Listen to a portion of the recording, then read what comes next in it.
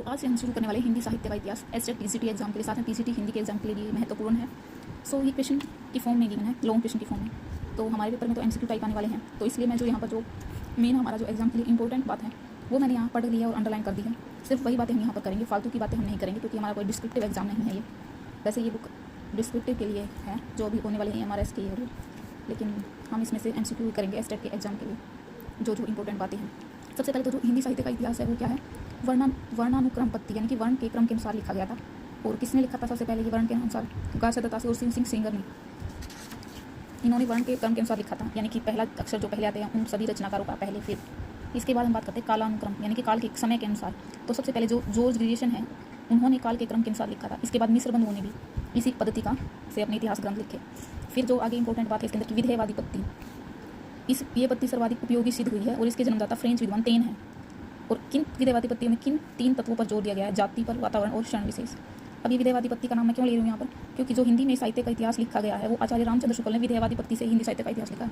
और जो आचार्य रामचंद्र शुक्ल जी हैं उनको पढ़ना बहुत जरूरी है अगर हम हिंदी साहित्य का इतिहास पढ़ रहे हैं तो उन्होंने क्या कहा है? उनके अनुसार प्रत्येक देश का साहित्य वहाँ की जनता की चित्तवृत्तियों का संचित प्रतिबिंब है। यानी अगर हम किसी देश का साहित्य लिख रहे हैं तो वहाँ की जो जनता की चित्तवृत्तियों का प्रतिबिंब ही है। इसलिए जो रामचंद्र शुक्ल ने विधेयवादी पत्ति से हिंदी साहित्य का इतिहास लिखा है। ये क्वेश्चन नंबर 2 से शुरू किया था, मैं ये कर लिया है। इसके अंदर जो जो इंपॉर्टेंट बातें आई थी जहाँ से हमसे पूछा जा सकता है वो मैं कर ली। अब हम क्वेश्चन नंबर 3 कहेंगे तो वो भी कर लेते हैं, नहीं तो इसे नेक्स्ट वीडियो में कर लें। अब हिंदी साहित्य के इतिहास लेखन की परंपरा पर विचार कीजिए। यानी कि सबसे पहले इसके अंदर क्या है?